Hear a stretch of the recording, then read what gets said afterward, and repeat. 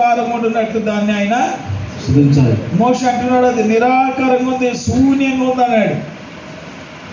ఇర్మియా కూడా అన్నాడు, అవునయ్యా నేను కూడా చూస్తున్నాను, పర్వతాలన్నీ కదిలిపోయినాయి, పక్షులన్నీ లేచిపోయినాయి, చీకటి కమ్మింది, మరి నిరాకారంగా శూన్యంగానే ఉండింది అన్నాడు.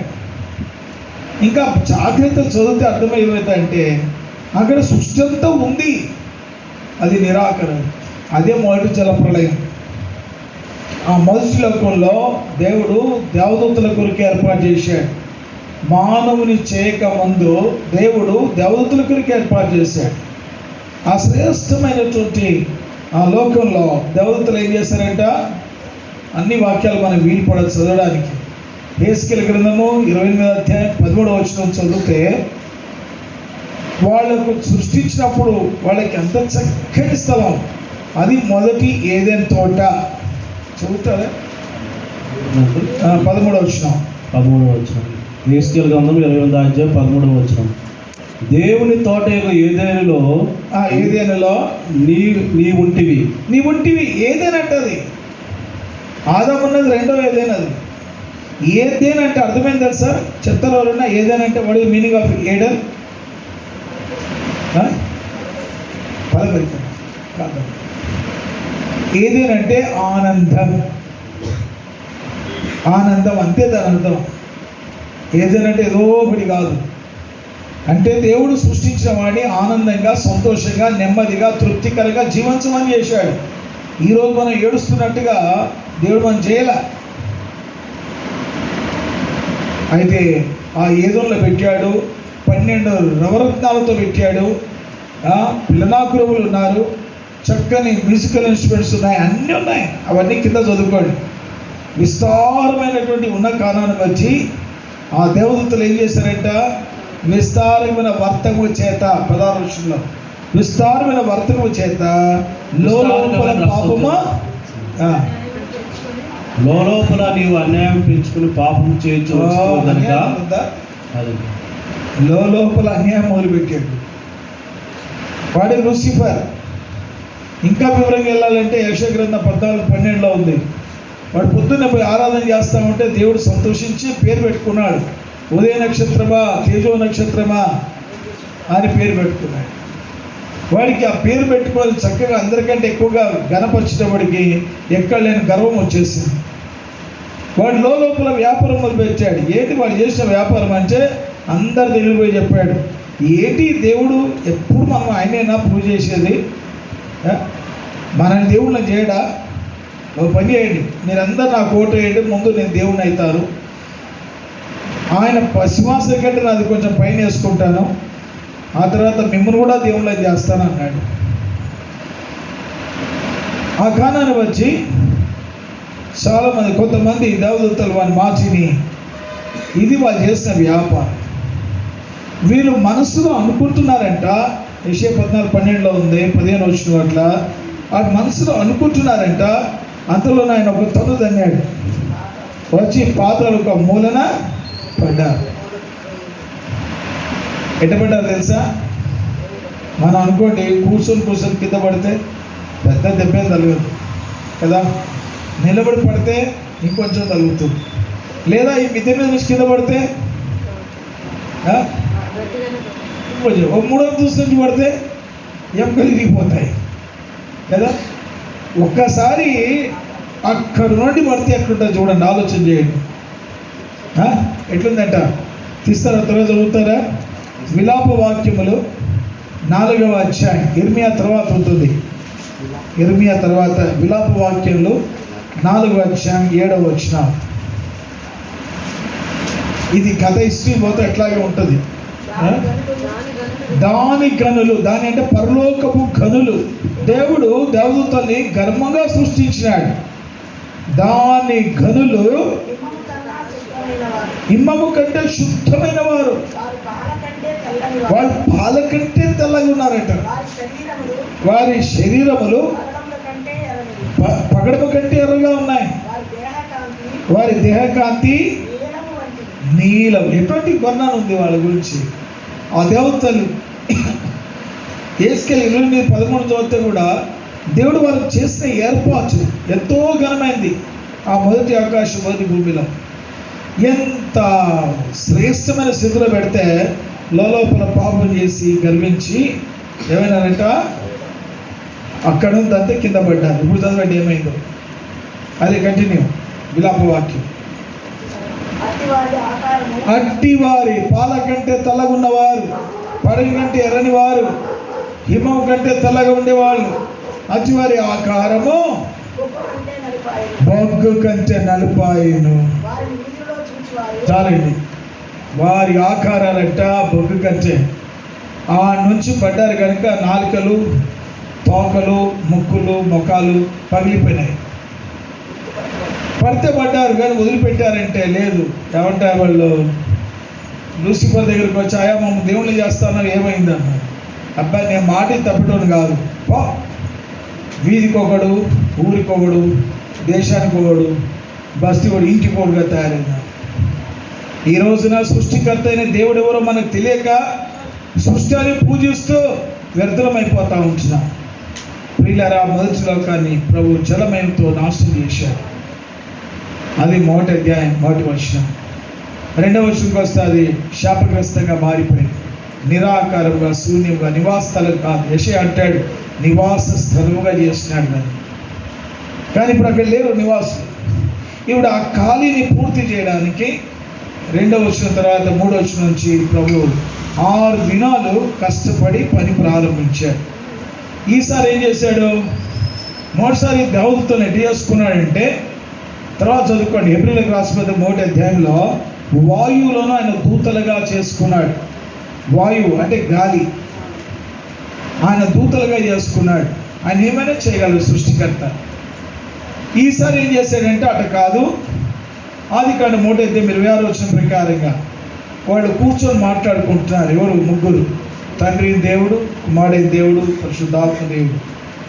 వాళ్ళు మాట్లాడుకుంటా ఉన్నారు. ఏమని మాట్లాడుకుంటున్నారంటే, దేవుడు మన స్వరూపమందు మన పోలిక చొప్పున నరులను చేయుదము. అది చాలు. వాళ్ళు మాట్లాడుకుంటున్నారు. ఇప్పుడు మనం ఓ పని చేద్దాం, గాలిగా చేయాల్సింది మన పోలిక మన స్వరూపమున నరుని చేద్దాం. నారి అంటే మట్టి, మట్టితో చేద్దాం. అప్పుడు వాళ్ళ డిస్కషన్ సక్సెస్ అయింది. ఓకే అనుకున్నారు. కానీ ఇప్పుడు సమస్య వచ్చింది. ఆ రోజే వీళ్ళు కూడా పాపం చేస్తే ఏం చేద్దాం? వీళ్ళు కూడా పాపం చేస్తే మొదటి దేవదూతలు ఏం చేస్తారంట? పాపం చేశారు.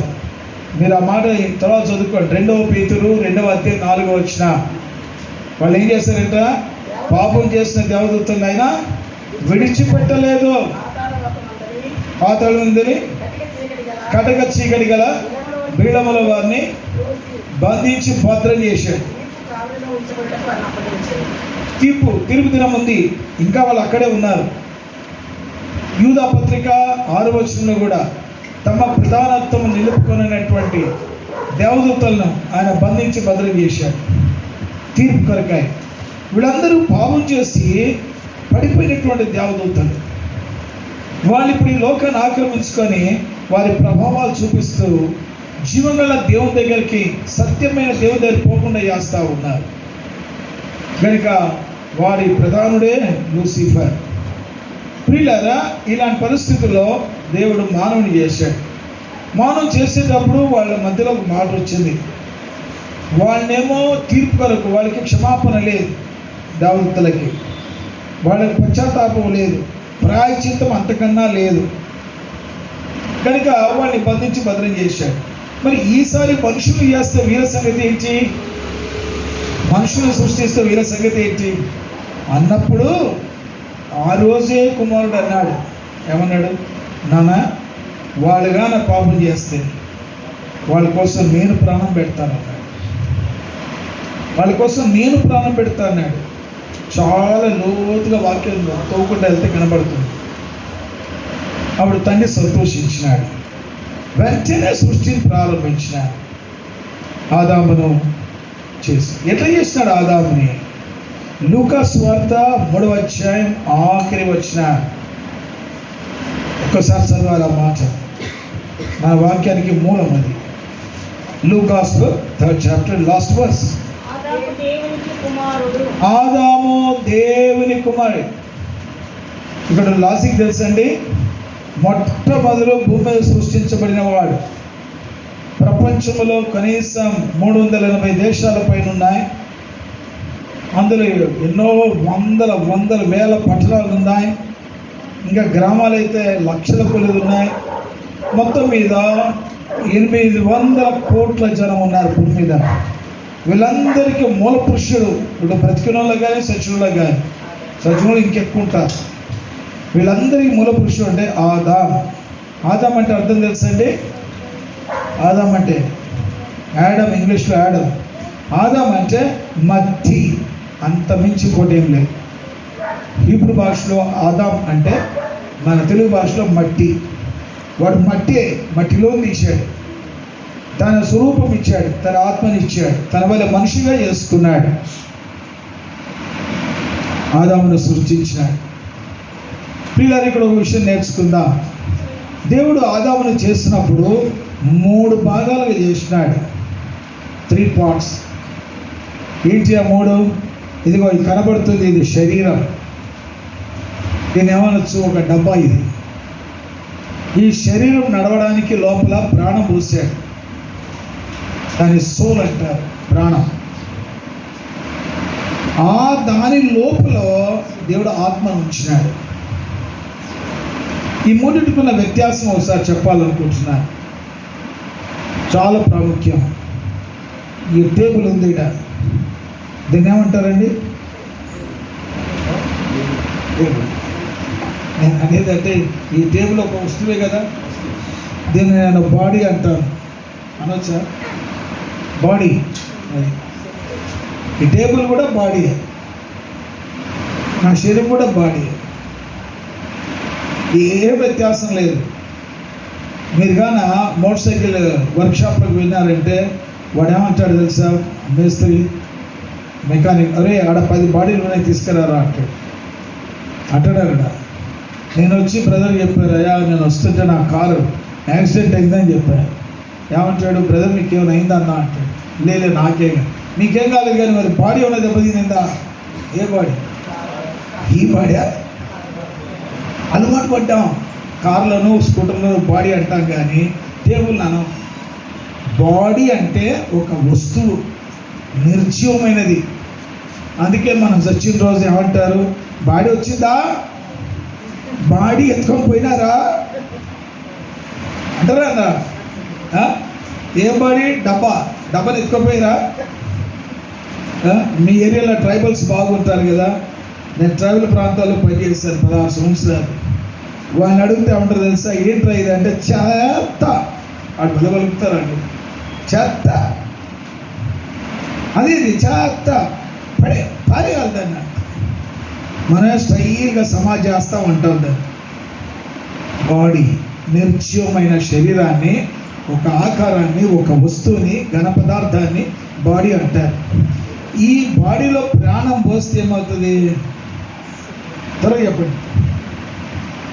మా విజయరావు దేశమంతా తిరిగి వస్తాడు, ఏమవుతుంది? ఈ బాడీలో ప్రాణం పోస్తే, నేను ఈ టేబుల్లో ప్రాణం పోసాను అనుకో, కాసేపటికి ఏమవుతుంది? ఇది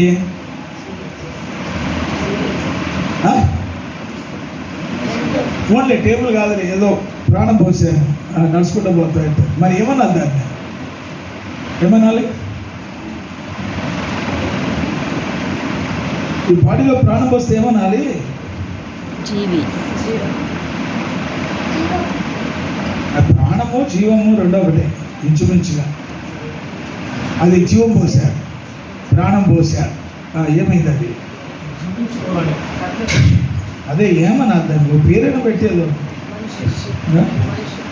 మనిషి కాదండి. అట్లా మనిషి అయితే భలే బాగుండేది. ఈ టేబుల్ ప్రాణం పోస్తే మనిషి కాదు, జంతువు. మీ ఇంటి ముందు కుక్క ఉందా? కుక్కకి ఏమేమి ఉన్నాయి చెప్పండి? ప్రాణం ఉందా? సచ్చిందా? సచ్చింది అన్నట్టు అర్థమైంది, ప్రాణం పోయింది. ఇంట్లో ఎలకలు ఉన్నాయా? ఇంట్లో పిల్లులు తిరుగుతున్నాయా? అడవిలో సింహాలు ఉన్నాయా? ఆకాశంలో పక్షులు ఉన్నాయా? సముద్రంలో చేపలు ఉన్నాయా? ఏమున్నాయి వీటన్నిటికీ? బాడీ ఉంది, ప్రాణము ఉంది. బాడీ ప్రాణం అంటే ఏమైనారు? జంతువు ఎనిమల్, జంతువే. ఆ జంతువులో ఆత్మ ఉంటే మనిషి. అందుకే సోల్స్, స్పిరిట్, సోల్, బాడీ, ఆత్మ, ప్రాణము, శరీరం. అందుకే యేసు రాకడలో మనం ఎట్లుండాలని తెలుసా? ఒకసారి చదవండి, తెస్సలోనికీయులకు రాసిన పత్రిక 5వ అధ్యాయం 23వ వచనం. 1 తెస్సలోనికీయులు 5:23. సమాధానకర్తకు దేవుడే మిమ్మును సంపూర్ణంగా పరిశుద్ధపరచును గాక. ఒక్క నిమిషం, మీ ఆత్మయు. ఒక్క నిమిషం, ఏమన్నాడు? సమాధానకర్త అయిన దేవుడు సంపూర్ణంగా మిమ్మల్ని పరిశుద్ధపరచును గాక. కంప్లీట్ క్లీన్నెస్, సంపూర్ణ శుద్ధత. ఎట్లా సంపూర్ణం అంటే కాళ్ళు కడుక్కున్న, చేతులు కడుక్కుని, ఇంకేం కడుక్కోవాలా? ఇంట్లోకి వచ్చిన విజయనగర్ గారి ఇంటికి అలా కడుక్కోండి అని నీళ్ళు పెట్టాడు, కాళ్ళు చేతులు కడుక్కొని వచ్చింది. ఆ సంపూర్ణ శుద్ధియా? ఏమన్నాడు ఇక్కడ? సంపూర్ణమైన శుద్ధి కచేలు గాక. ఏంటంటే సంపూర్ణం. చదవండి. మీ ఆత్మయు జీవమును, జీవం అంటే శరీరమును మన ప్రభు అయిన యేసు క్రీస్తు రాకడయందు నిందారహితముగాను సంపూర్ణంగా ఉండునట్లు కాపాడబడును గాక. కడుగును గాక. ఏం చేస్తున్నాయంట? ఆత్మ, ప్రాణము, జీవం అంటే ప్రాణము, శరీరం, మూడిని కడుగుతున్నాడు. ఈ మూడిటికి ఏమొచ్చింది? కల్మషం వచ్చింది. ఎట్లా వచ్చిందో చెప్తాను. దేవుడు సృష్టించిన రోజున సృష్టి అంతా చేశాడు, జంతువులు, చేమలు కూడా చేశాడు, లాస్ట్కి మానవుని కూడా చేశాడు. ఆ మానవులు ఏమున్నాయి నేర్చుకున్నాం మనం? చెప్పండి ఒకసారి చెప్తే మంచిది. ఏమున్నాయి మానవుల్లో? ఆత్మ, జీవం, ప్రాణము, శరీరం. జీవం, ప్రాణం రెండో ఒకటి. ప్రాణం చెప్తే సరిపోదు, అందరికి అర్థమవుతుంది. స్పిరిట్, సోల్, బాడీ, ఈ మూడుతో దేవుడు ఆదామును సృష్టించాడు. ఇప్పుడు సృష్టించి ఏం చేశాడు? మళ్ళా తీసుకెళ్ళి ఏదేని తోటలోనే పెట్టాడు, దేవదూతలు పెట్టినట్టుగా. ఏదేని తోట ఎట్లుంటుందంటే ఆనందదాయకమైంది. అక్కడ ఏ కష్టం ఉండదు, అక్కడ ఏ జబ్బు ఉండదు, అక్కడ దొంగలు ఉండరు. వైజాగ్లో దొంగలు ఉన్నారా? లేరా? పోలీస్ ఆయనకు బాగా తెలుసు కదా. ఇక్కడ దొంగ లేకపోయినా దోమలు ఉన్నాయా? ఇక్కడ అన్నీ. కానీ ఏదేంతో అట్లా ఏమి ఉండవు అవి. అంటే అక్కడ బాధే లేదు, అక్కడ నొప్పి లేదు, అక్కడ దుఃఖమే లేదు, అక్కడ ఏర్పే లేదు. అదే పరదేశం సాదృశ్యం. It is complete rested place. మన పిల్లల్ని కన్నాము, పిల్లల్ని మనం నా కొడుకు ఏడవాలా, బాధపడాలా, వాడిని కాలిరగాల, కనుగోవాలా అనుకుంటాను. అవునన్నా పొరపాటు ఏదైనా జరుగుతూ అంటాం, అయ్యో వాడికి ఎందుకైంది, నాకైతే బాగుండు కదా అంటామా లేదా? చెప్పండి. తండ్రిగా, తల్లిగా మనం ఏమంటాం? ఈ జబ్బు నాకు వస్తే బాగుండు, వానికి ఎందుకు వచ్చింది? ప్రతి ఒక్కరి ప్రేమ. పరలోక దేవుడు నేను కష్టపెట్టడానికి చేస్తాడా? లేదే. ఏదైతే పెట్టాడు. కానీ ఒక మాట, నేను పెళ్లి చేసుకున్నాను అంటే నేను సృష్టించుకున్నాను కనుక వీడు నా మాట వినాలి. అందుకని ఏమన్నాడంటే, బాబు ఇవన్నీ తినేసి ఒక్క పండు తింటే చాలండి. నేను 93వ సంవత్సరం బస్తర్ అడవులోకి వెళ్ళినప్పుడు పండ్ల పైన వాడు ఒక జామకాయ తెచ్చి ఇచ్చారండి. 93వ సంవత్సరం, ఇప్పుడు 33 ఏళ్ళు అనుకుంటా కదా. ఆ జామకాయ ఆ రోజు తిన్నది ఇప్పటికీ మర్చిపోలేదు. కొండల మీద అక్కడ ఎరువు ఏ నోజా అంత ప్రశస్తంగా ఉంటుంది. అది తింటుంటే కొబ్బరికాయ తిన్నట్టు ఉంది, నీరుకాయలాగా ఉంది. జామకాయది ఎంత రుచికరంగా ఉంది. ఆ రోజు ఆ కాయ పట్టుకొని అనుకున్నాను, ప్రభా మనుషులు ఎంత దరిద్రుడు. వాళ్ళు ఏమంటారు తెలుసా? కొండల మీద ఉన్న ట్రైబ్స్, మేమేమండి పైన సృష్టికే మేము రాజులు, మీరు కింద ఉన్న వాళ్ళు అంత దరిద్రులు, అంత మురికి కాలువలు పడిన ఆ బెండకాయలు, వంకాయలు, ఆలుగడ్డలు తింటారు మీరు. అవే కదా మనం తినేది. అవి ఎడపడితే తెలుసా, మంచి పంట రావాలంటే మురికి కాలువలు పడ్డాలి, దాని ఎరువు అక్కడే ఉంది. కానీ ఆవిడ పైన ఏం లే. నేను అనుకున్నాను, ఈరోజు ఎట్లుంటే 6000 సంవత్సరాల క్రితం ఎట్లుండాలా, ఆ ఇదం తోట ఎట్లుండాలా, సమృద్ధి పెట్టాడు. ఒక్క పండు తింటే చాలండి, వారం రోజులు కడుపు నిండిపోతుంది. అన్ని రుచికరం పెట్టాడు. ఒకసారి చూడండి, జంతువులు చూడండి, ఒకసారి గేదెల్ని కానీ ఏదైనా తీసుకో జంతువు, అది ఎప్పుడైనా తన కడుపు కొరకు కష్టపడుతుందా? మనం దాని నుండి పని తీసుకుంటాం, అది రెండో విషయం. అది ఎప్పుడైనా తన కడుపు కొరకు కష్టం చేస్తుందా? ఏ జంతువే, నాగ పక్షి కానీ సముద్రం చేపలే కానీ, మరి దాని కడుపు ఎంత, మన కడుపు ఎంత? నేనైతే ఖచ్చితంగా చెప్తాను, 2 రొట్టెలు చాలు నాకు అంటారు. మా మంచోడు అయితే 5-6 రొట్టెలు తింటాడేమో, అంత అన్నం తింటాడు. ఎన్ని పూటలు తింటాం? వయసు వచ్చిన తర్వాత 2 పూటలు తినడం గగనం అవుతుంది. మంచి వయసు ఉన్నాడు, కష్టం చేసేవాడు 3 పూటలు తింటాడు, అంతేనా? మన కడుపు ఎంత? అంత కడుపుకి ఎంత పని చేస్తాం? ఎన్ని డ్యూటీలు చేస్తాం? ఉదయం నుంచి రాత్రి వరకు. బైబిలే చెప్తుంది, ఎంత చక్కగా చెప్తుంది తెలుసా? ఓ మాట చదువుతా మంచిది. కీర్తనలు 127. ఈ మాట అన్నీ మర్చిపోకండి, ఇది మనకు అవసరం. కీర్తనలు 127 2వ వచనం. మీరు వేకువనే లేచి, మీరు వేకువనే అంటే 4 గంటలకా 3 గంటలకా? మీరు వేకువనే లేచి, చాలా రాత్రి అయిన తర్వాత, చాలా రాత్రి అంట, సెకండ్ షిఫ్ట్ ఎప్పుడు వస్తారు ఇంటికి? పండుకొనొచ్చు. కంపెనీలు ఉన్నాయి ఇక్కడ, డ్యూటీలు సెకండ్ షిఫ్ట్ ఉంటుందా? ఎన్ని గంటలకు వస్తారు? 12 గంటలకు వస్తారు. ఆ ఇంటికి వచ్చి కాల్ చేసి తినడం 1 గంట అవుతుంది. ఏదైనా ఐటీ జాబ్స్ వచ్చినాయి, అవి ఇంకా దరిద్రం. రాత్రి అంతా పని చేస్తారు. బైబిల్ స్పష్టంగా ఉంది, రాత్రి జంతువుల కొరకు సృష్టించినాడు, మనుషులకు పగలు సృష్టించినాడు. కొడుతున్నాను 105లో ఉంటుంది. పగలు మనుషుల కొరకు, సూర్యుడు రాగానే మనుషులు పనికి వెళ్ళిపోవాలా, అస్తమయం కాగానే చీడ పడుతుంటే మనుషులు గూడికి చేరుకుంటారు. కానీ జంతువులు ఏం చేస్తాయి? చీడ పడుతుంటే బయటికి పోతాయి. ఎందుకు తెలుసా కారణం? ఆ 2 ఒక్కసారి బయటకు వస్తే ఒకరి మీద ఒకటి వస్తారు. దేవుడు ఎంత జ్ఞానం చూడండి. రెండవ విషయం, అవి ఎందుకు పొద్దున ఎందుకు రావు? ఎందుకంటే ఈ వెలుగు వాటి కళ్ళ మీద పడదు, వారి రెటీనా పనిచేయదు. ఎందుకంటే వాటి రెటీనా రాత్రిపూట చీకట్లో కనబడతాయి. అందుకంటాం, ఏరా నీ కళ్ళు పిల్లి కళ్ళ ఏంటంటాం కదా. పిల్లికి రాత్రి తేట కనబడుతుంది కదా, సింహాలకు కూడా అంతే. అడవిలోనే ఏ జంతువుకైనా రాత్రి తేట ఉంటుంది, వెలుగు రాగానే వాటికి మస్కలు వచ్చేస్తాయి, పోలేవు. దేవుని సృష్టి. మనకే మీ కళ్ళు ఇవన్నీ చూసి ఈ వెలుగు మన రేటిన పాడైపోయి, ఆ వెలుగు ఉంటేనే కనబడుతుంది. కొంచెం చీకటి అయితే మన రేటిన పనిచేయదు. అది దేవుని సృష్టి. కానీ మనం ఏం చేస్తున్నారంటే, మానవుడు ఏను కడుపు ఎంత ఉంటుంది? ఒంటెకు కడుపు ఎంత ఉంటుంది? ఒక గుర్రానికి ఎంత ఉంటుంది కడుపు? అది ఎంత తింటుంది? నేను అశోకపురంలో ఖమ్మం జిల్లా సేవ చేస్తుంటే మందిర పక్కన గేదెలు పోయేది. ఇవాళ వీళ్ళ ఊళ్ళో మందిర పక్క నుంచి రోజు 100-150 గేదెలు పోయేది అడవిలోకి. ఒక్కొక్క బ్యాచ్గా తీసుకొని పోయేవాడు.